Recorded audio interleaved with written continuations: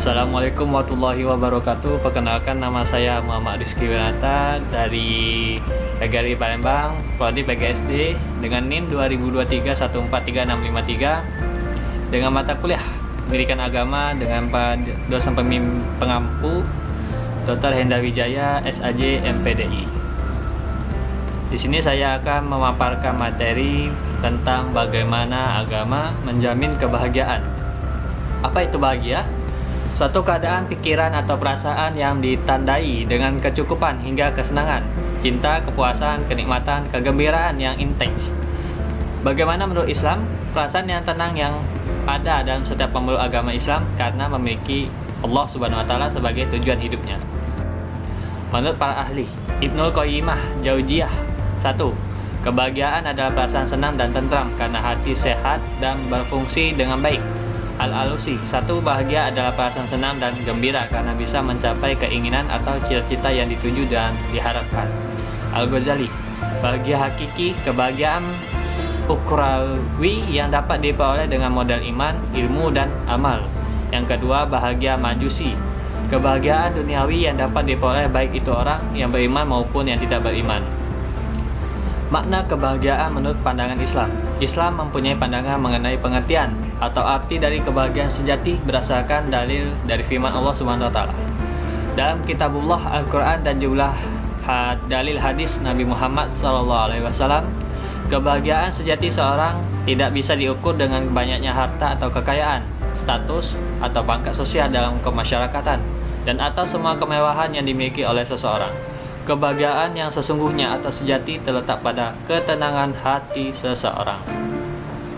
Menelusuri konsep dan karakteristik agama sebagai jalan menuju Tuhan dan kebahagiaan.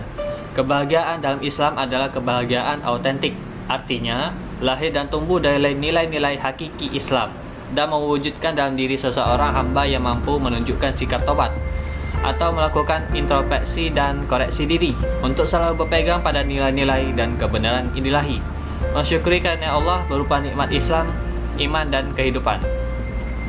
Karakteristik hati sehat.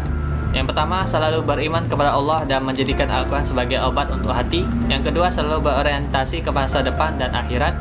Yang ketiga, selalu mendorong pemiliknya untuk kembali kepada Allah. Yang keempat, selalu mengingat Allah. Yang kelima, selalu menyadarkan diri apabila merupakan Allah karena urusan dunia. Yang keenam, selalu mendapatkan ketenangan, kenikmatan, dan kebahagiaan ketika menjalankan sholat. Yang ketujuh, selalu memperhatikan waktu agar tidak terbuang sia-sia. Yang terakhir, selalu berorientasi kepada kualitas amal selama hidupnya. Mengapa manusia harus beragama? Karena kunci beragama berada pada fitrah manusia. Fitrah itu sesuatu yang melekat dalam diri manusia dan telah menjadi karakter tabiat manusia. Kata fitrah secara kebahasaan memang asal maknanya adalah suci. Yang dimaksud suci adalah suci dari dosa dan suci secara genetis. Menurut Prof. Udin Winata Putra, fitrah adalah lahir dengan membawa iman. Menurut konsep teologi Islam, bahwa setiap manusia lahir telah membawa dosa, yakni dosa warisan. Menurut teologi ini, manusia dibebani tugas, yaitu harus membebaskan diri dari dosa itu. Yang ketiga, menurut teologi Islam, seperti telah dijelaskan bahwa setiap manusia lahir dalam kesucian, yakni suci dari dosa dan telah beragama, yakni agama Islam. Bagaimana agama membahagiakan umat manusia? Kebahagiaan dalam Islam adalah kebahagiaan autentik, artinya lahir dan tumbuh dari nilai-nilai hakiki Islam dan mewujud dalam diri seseorang hamba yang mampu menunjukkan sikap tobat, melakukan introspeksi dan koreksi diri untuk selalu berpegang pada nilai-nilai kebenaran ilahi, mensyukuri karunia Allah berupa nikmat iman, Islam, dan kehidupan, serta menjunjung tinggi kejujuran, kebenaran, dan keadilan dalam menjalani kehidupan pribadi, sosial, dan profesional. Pada sisi lain, kebahagiaan itu menjadi tidak lengkap jika tidak terwujudnya dalam kehidupan konkret dengan jalan membahagiakan orang lain. Secara teologis, beragama itu adalah fitrah. Jika manusia hidup sesuai dengan fitrahnya, maka ia akan bahagia. Sebaliknya, jika ia hidup tidak sesuai dengan fitrahnya, maka ia tidak akan bahagia secara historis. Pada sepanjang sejarah hidup manusia, beragama itu merupakan kebutuhan dasar manusia yang paling hakiki. Secara horizontal, manusia butuh berinteraksi dengan sesamanya dan lingkungannya, baik flora maupun fauna. Secara vertikal, manusia lebih butuh berinteraksi dengan zat yang menjadi sebab ada dirinya. membangun argumen tentang tauhidullah sebagai satu-satunya model beragama yang benar. La ilaha illallah landasan teologis agama yang dibawa oleh Rasulullah dan oleh semua para nabi dan rasul. Tauhidullah menempatkan manusia pada tempat yang bermartabat, tidak menghambarkan diri kepada makhluk yang lebih rendah derajatnya daripada manusia. Manusia adalah makhluk yang paling mulia dan paling sempurna dibanding dengan makhluk Allah yang lainnya. Itulah sebabnya Allah memberikan amanah kepada manusia. Manusia adalah roh alam. Allah menciptakan alam karena Allah menciptakan manusia sempurna, ihsan kamil. Tauhidullah adalah barometer kebenaran agama-agama sebelum Islam. Jika agama Samawi yang dibawa oleh Nabi sebelum Muhammad SAW masih tauhidullah, maka agama itu benar. Dan seandainya agama Nabi-Nabi sebelum Muhammad itu sudah tidak tauhidullah, yakni sudah ada syirik, unsur menyekutukan Allah, maka dengan terang benderang agama itu telah melenceng, salah dan sesat menyesatkan. Agama yang dibawa pada Nabi pun namanya Islam. Kesimpulannya adalah agama memiliki peran penting dalam memahami dan mencapai kebahagiaan. Berikut adalah beberapa kesimpulannya mengenai bagaimana agama dapat menjamin kebahagiaan. 1.